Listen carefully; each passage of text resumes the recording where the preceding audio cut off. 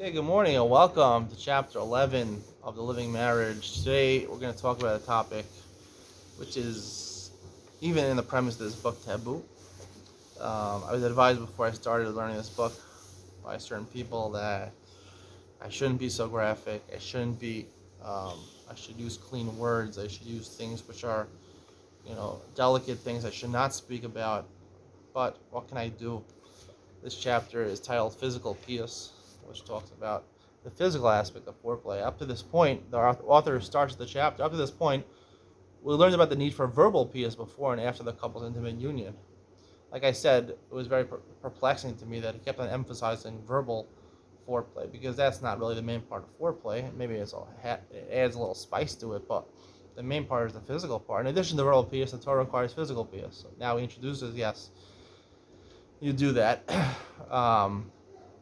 So he brings two sources. One source is a Gemara. We'll talk to in a second. And the Gemara was discussed with me, was brought when I discussed my private chat with my Rosh Hashiva before I got married. He brought this Gemara.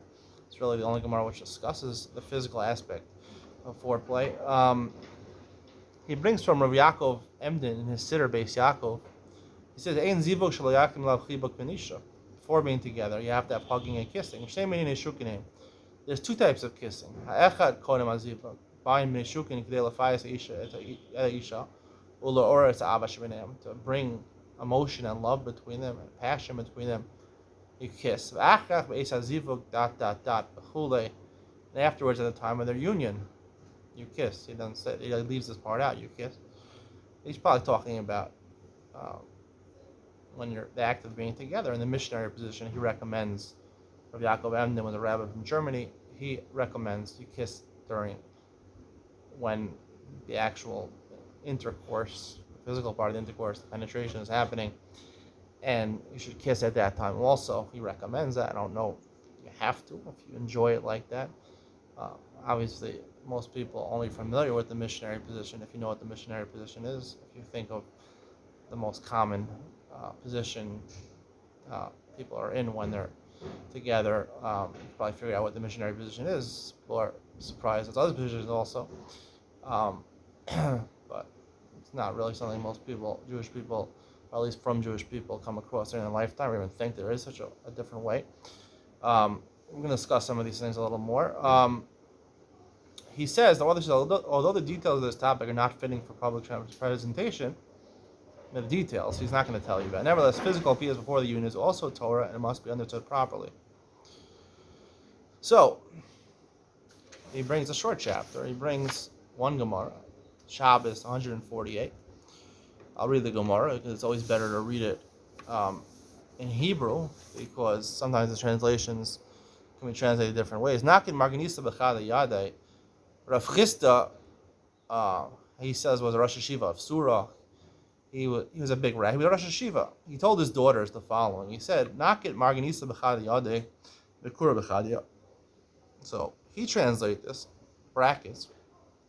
When your husband takes the pearl, and he puts in brackets allusion for her chest, let's say breast, in his hand, and the stove, kura is a stove, an allusion to her private part, vagina, in the other hand. Present the pearl to him, but do not present the stove to him until he is suffering, and then present it to him. So the Gemara says, "Nakif marganisa b'chada yadeh." Now he translates the husband's going to take the breast by himself. The little translation, "Nakif marganisa b'chada yadeh," he's instructing his daughters, "Nakit, you take his hand and put on your breast," because the truth of the matter is, at least among frum people who are not familiar with women, that most men are very apprehensive in the bedroom, and even women who are not familiar with that are more forward. And he's telling his daughter, the man is not going to do it, especially a kolal guy.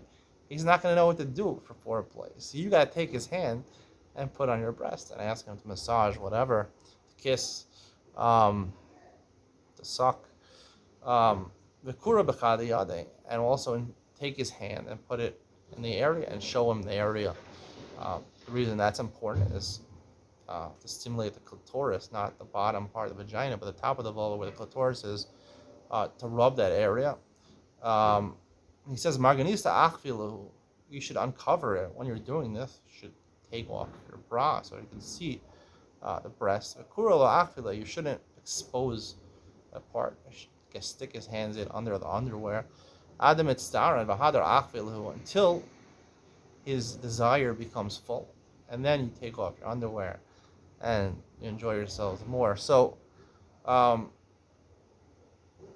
you ask me, personal, this concept of taking off clothes slowly, which makes more interest for the man.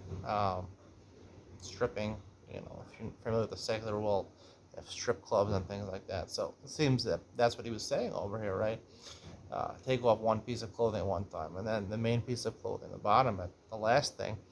Also, it's interesting that he's saying, like I said before, that he's telling the woman should lead over here. If you're a real man, which is very hard to be, you should always be, my word of advice to anyone, is you should always be the initiator. The man should always be the initiator in the bedroom, verbally and physically.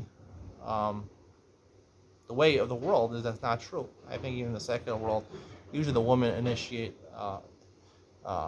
Man might suggest he wants it together, but the woman will initiate on a more detailed level, the physicality over there. That's what he was saying to his daughters. Men are not familiar with this, not good at leading, so you lead for them. So he says this Gemara was brought in. Why was it brought into the oral tradition? He says the Stipler had a conversation with him about this. After the Stipler presented this Gemara to me, he asked, how did Rav Chisda know that his son-in-laws would act in this manner? The son-in-law, my explanation, the similar explanation of the Gemara, his son-in-laws didn't know how to act in the manner. The woman led them. His explanation was very simple and straightforward. Knowing that his son-in-laws would be accomplished Torah scholars, there was no question they would act properly. Yeah, you're learning Torah all day. Of course you know about the bedroom very well. There are the only two ways to approach this topic. From the perspective, the Torah requires Piyus, or from a non-Torah perspective, which is compared to binding one's wife for a lion that trambles his prey. So, he says, Stipler says, of course they knew these things. Yeah, right. The Stipler learned 3 words of advice from this Gemara. Number 1, present the pearl to him. The pearl is the breast. The first lesson, I'll read what he says, it was that the husband was involved with the physical part of Piyus, but include taking her pearl, her breast. She also needs to become actively involved. The woman has to become actively involved. Now, according to what I said before, usually the one who initiates, right? So she is becoming actively involved. But listen, there are women out there who are very uncomfortable, especially in the beginning, are very uncomfortable, and they'll just lie there. He says the unfortunate invasion of Christian ideology into the Torah world has caused many fine Jewish people to believe that proper intimate conduct between wife and husband requires her to be completely passive. A lot of women will be completely passive. Shnei HaKal in the beginning, Shnei HaKal explained, this mistake comes from a misunderstanding of the giver and receiver relationship. People think that such a relationship requires the giver to be active, the man is the giver, and the taker to be passive, like the cup that receives the milk. Because these are the types of concepts that are taught about the male-female relationship. The male is a zachar, like a nekeva as a whole, and the zachar goes into the whole. But the Torah teaches that proper giving and receiving includes 2 forms of action. The classic expression of this relationship is between teacher and student, where the student asks the teacher questions. So too in the couple's intimate relationship, although the husband is the primary giver, the wife also gives of herself in order to ensure that together they achieve the greatest unity. Now here he emphasizes throughout this chapter that the point, let's get to it in a second. Number 2, present the pearl to him.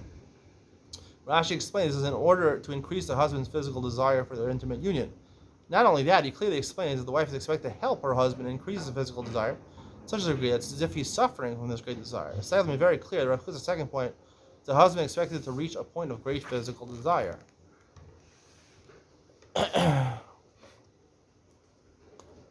Number 3, do not allow him to take the stove until he's suffering and then present it to him. The wife needs almost a strategic plan, quote unquote, to increase the desires of her husband. Now, he writes in footnote number 8 over here, once again, it's essential to emphasize the purpose of increasing physical desires will be explained fully in the continuation of the book. At this point, it should be completely clear it isn't meant to be the pursuit for the sake of physicality, but it is an essential part of the couple's unification. This is very important, as he emphasizes many times during the book. The whole point of the union in the bedroom to the husband and the wife is that it should be a unification. A man is lacking half of himself, a woman is lacking half of himself. When do they experience being a complete person? When they're together. It's an expression of unification between the two. Again, we shouldn't be involved in the physicality, the enjoyment. That's not a good thing, even though he says it's not like Christianity. He says the point of being together is for this union, this sort of like concept of being a full person, experience what it means to be a full person, but not for the enjoyment over here. Chas v'shalom. We're not. I mean, that sounds like Christianity to me. That you're not supposed to. The whole point of celibacy that you shouldn't engage in physicality. He's taking away the physicality over here, and even Rashi, he says over here, the husband expected to reach a great point of physical desire until he's suffering. Like where it's stara, you want. It's not really suffering; it's the opposite of suffering. But he's suffering in that it builds up climactically his excitement, and that's part of the point of foreplay. Is that if you just jump right into the intercourse, so you lose that ability, the climax, the journey to get to that point. It's part of the enjoyment itself. It should be part of the enjoyment. Even every man who wants it to be over very quickly, they will enjoy a little bit of foreplay because they want to have a little bit of fun with the wife's body. And the wife, they want the wife to, this is very important, like he emphasized, it's important that women should know they should also be part of it. They shouldn't be passive. Again, the man should be the one leading, but the woman should be the one who also reciprocates. So it should be something that the man and the woman will enjoy. Now he has footnote number 9, which I'm going to talk about in a second, which is really a totally different topic, and it's a very important topic, which relates to practical halacha in Judaism, and that's the question during foreplay. A lot of times it will lead to hotzah zera levatala, which means that the zera will come out of the man before he's inside the woman, which according to halacha is very severe. So what do? You're supposed to do foreplay, physical foreplay. A lot of times, especially at the beginning of a marriage, or a man he gets very excited very easily at the beginning, especially if he's never been married before, never been together with a woman before. A lot of times it'll come out before they reach the point where he's penetrating. So so he deals with that. I'm going to deal with that in a second. I just want to talk in a general sense of what this chapter is talking about. There's only one chazal that he brings. Maybe ostensibly there's only one chazal that talk about it in such a physical, definitive way. The only thing I'm going to add over here is that, again, like I said, the man should be leading and the woman should be also helping. She should be. But the main way to enjoy the physical part of foreplay is that it has to be something which is comfortable, right, and natural, right? If it's you give someone advice, you say do such and such in the bedroom during foreplay, right? This is also a reason he doesn't mention the particulars, because if you're not comfortable with each other, it's an awkward situation. You do these things in an awkward way, they won't be enjoyed either by the man or the woman, and that's why it's so important that even outside the bedroom there has to be a camaraderie and there has to be a level of comfort and non-awkwardness between the husband and wife. And that's why it's so important for the husband to be in the house as much as possible. You think I'm crazy? People say no, the relationship between husband and wife is not about quantity, it's about quality. It's 100% wrong. 100% wrong. The more quantitatively time that they're together and they're around each other, even if they're not touching each other or talking to each other, just being in the house a lot. I know it's hard for a lot of people because they're very busy learning, they're very busy with their business. But the more that you're home with somebody, that just breeds a greater level of comfort with each other, familiarity with each other, especially at the beginning of a marriage. You just barely know each other. So being around each other is so important. And because when you're comfortable, it leads to being non-awkward around each other. Some people are always going to be awkward. There's nothing you can do about it. And some people have the ability, when they get to know people, to lose that awkwardness, to be comfortable with each other.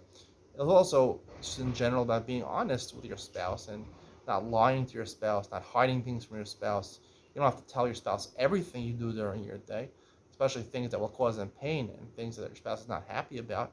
But if they ask you certain questions, you should be honest with them and open with them, because that increases trust and increases being comfortable with your spouse. And if you're comfortable with your spouse in a general way, that will transfer over into the bedroom, where during foreplay especially, the intercourse itself is really, it's just, your not your Yetzer Hara, but it really is your Yetzer Hara. Your desires just take over. You do whatever you're going to do. But foreplay is more nuanced, and It has to be done in a skillful way. It has to be done in a natural way. And you're only going to be natural if you're comfortable with each other. And that's the only way you're really going to enjoy the foreplay, So it has to be something which is natural. Um, there are certain tips that are good to know, that women, certain things that men like and certain things that women like. Um, certain things that women like, um, sucking. Most men would not realize this. To give their wife a hickey, you shouldn't. A hickey is when you suck too much and it becomes red around the neck. But to suck around the neck, to suck different parts of the body, they love that. They love if you're a little rough with them also. Show dominance over them, pull their hair, not in a way that hurts them, but like that. Sucking their breasts also is something which gives them a lot of pleasure. You can't feel this because you don't feel a woman in her breast, but when her breasts are stimulated, it gives tremendous pleasure to a woman and makes her enjoy it a lot. Um, Also, I was told when I was a chassan that I should go even to the point during foreplay of taking my hand and putting it in a private part, and it doesn't tell me where in the private part. At the top, if you know where the clitoris is. If you don't know where it is, it's not easy to find. You should talk to your wife, or let your wife show you where it is, so you know where to rub. Women even enjoy it if you lick that area, eating out, as called in the Goyish world. Stimulate it with your tongue. They really enjoy that. Um, and of course, caressing them and hugging them and kissing them in all different places. And you know what? Men enjoy certain things also. Most of the enjoyment of the man is directed when the woman's touching his private area, his genitals, uh, you know, underneath the genitals, the sack, the whole genitals. That is enjoyment for a man, mostly enjoyment for a man during foreplay. So it's important that the woman should know this, and she should make sure to stimulate that enough. So that's important for a man. And there's so much that can go into this. There's different levels of things you can use in the bedroom and it's important during a marriage, if you're married to the same person for your whole life, to have variations over here. There's different types of things. There's so many things in the Goyish world. People put on blindfolds, put on handcuffs, to stimulate, to make it more enjoyable, physically arousing. I play strip poker or things like that, or these are just basic stuff. People put chocolate pudding, chocolate syrup on each other in different parts of the body and lick it over there, or whipped cream or things like that. This is just scraping the surface. There's so much that people do in the bedroom. Most people in the Goyish world are familiar with these things from the movies, from other places. People in the frum world won't even get to anywhere. And again, like I said, the different positions also. The man and woman can be in together, and a man also would enjoy oral sex, if you know what that is, when he inserts his aver into the woman's mouth. She sucks that. A lot of men enjoy that. So that's something important in foreplay also, that the woman should give to the man. Now, I want to address this last topic he talks about over here, which is a footnote at the end of the chapter where he says you have to be concerned for Zera Levatala, semen coming out without not penetrating, not during penetration. He says basically one advice to tell people is that it happens a lot. Sometimes men, they have a moisture, a liquid that comes out before the actual ejaculation, which is just like a liquid which is not zera. It's just to get the man ready for the ejaculation. And a woman also has that from a private part. It will come out. She'll have a liquid that will come out sometimes if you stimulate her properly. That for the man, that's not called zera, and I agree with him. It's not called zera, so you don't have to worry about that. But a lot of men, especially at the beginning of the marriage, they're not familiar with it, not familiar controlling when they ejaculate, when the zera comes out, so they have the problem. But I have to disagree with him on this premise, and it is a big issue in halacha, and unfortunately it's not discussed a lot because it's a taboo to talk about these things, of course, and it's uncomfortable for a lot of people to talk about these things. First of all, I'll just say the whole concept of Zera Levatala is from a Zohar, basically, right? It's not clear from the Gemara exactly. It doesn't say explicitly in the Gemara Zera Levatala. The Gemara neither does say if you put your hand and you stimulate your penis, so then that's a problem, masturbation or things like that. It's like you said, a Russia. That's not clear. Zera Levatala, we learn that from a story with the sons of Yehuda with their heir Onan, which basically was when they dashed with Nimazar B'chutz, where they penetrated with the aver, and then before ejaculating, they ejaculated on the ground. Now, that's called Zera Levatola. Vatola is the wrong word to use because the source of it is really a Zohar, which is Reikano, empty. And the idea is that really the reason that's so bad, Dash between Zera and Mechutz, is because the real enjoyment for the man is to deposit his Zera into the vagina of the woman. That's the enjoyment for man. And when yes, he didn't want his wife to become pregnant, Erev Onan, so they let the Zera out on the floor. But you ruined the reason the Torah says it's so bad. You have to realize is because the Torah wants you to enjoy as much. But even though he goes to great lengths to say you're not supposed to enjoy this, it's supposed to be for a unification or whatever kind of spiritual concept he's talking about. But it is for physical enjoyment. If he says we're not like Christians, it means for physical enjoyment. Don't get too fancy over here. And therefore, you're ruining the physical enjoyment by doing that. Much like if you use a condom or something like that, also ruins the physical enjoyment. Not saying so. And there's a discussion, right? If your wife is pregnant, you're allowed to be together with her, even though she can't become pregnant at that point. So it's clear that it's not Zera Levatal, even if you can't have children. Similarly, the Gemara is a big machlos Rishonim, Bia Shalok Kedarka, to penetrate her anally, is a big machlos in the Rishonim. There's major Rishonim, Tosos, like the Rush or the Re, and it's very clear from the Gemara Yevamos and the Aflam and Dalam is that it's really okay, anal sex, even though that's definitely not going to cause a child to happen. It's not called Zera Levatala. The reason being because it's called an act of sex, an act of bia, and that's something you enjoy. So the Torah permits it because something you enjoy. Men enjoy it. For women, it's painful anally, but some men enjoy it. And I think for seasoned couples, for older couples, I think it's something that should be allowed for men. Unfortunately, I think the Shulchan Aruch is machmir on this, but it's a lot of Rishonim say it's allowed. And the Gemara, the Chazal even talk about derech evarim, which is basically foreplay, but when rubbing the aver on the woman's body or anything before foreplay, that's called an act of bia. That's called an act of sex. Sex doesn't have to actually be penetration. Look on Wikipedia, things like that. Sex is not necessarily defined as being, emitting, ejaculating inside the woman's vagina. It can be, any time where you're foreplay, it comes out for orally. Some men, ejaculate in the mouth of a woman. It's pretty disgusting for a woman. Pearl necklace, if you know what that is. But, so there's different ways of doing it. And these are normal ways that the world enjoys it. Men enjoy these things. Sometimes women enjoy these things. So I don't think that's a problem. That's all in the form of a relationship ejaculation, whether it's in the vagina or the anally or the mouth or it's on the body of the woman. I think is 100% okay. Of course, definitely not Zera Levatala. Now, if you want to say Zera Levatala as being masturbation when there's no woman over there, maybe I can hear that. But I'm not going to get into this whether masturbation under certain circumstances could be okay or not. I think everyone says it's 100% usher. It's the worst thing because it's such a serious thing that because the Shulchan Aruch already says it's the worst affair in the world, even though it's not clear that it's the worst. The Zohar says it's the worst affair in the world. Why do we listen to the Zohar? Because of the Zohar, we don't know what he's talking about. Somehow the Zohar replaced our logic and our common,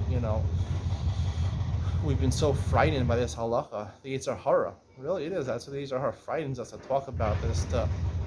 Because the reason it frightens us so much is because it doesn't want us to enjoy this world. That's the heart of enjoyment in this world. Living marriage is the living life, The heart of life is having a marriage, and the heart of having a marriage is having a great experience in the bedroom. And that's why Yetzer Hara is so strict over here. People think Yetzer Hara in the bedroom is causing lust. No, the Yetzer Hara in the bedroom is taking you away from enjoying it and making you fearful of this thing and helping you not enjoy it. Chumrah in the bedroom, so you shouldn't enjoy it.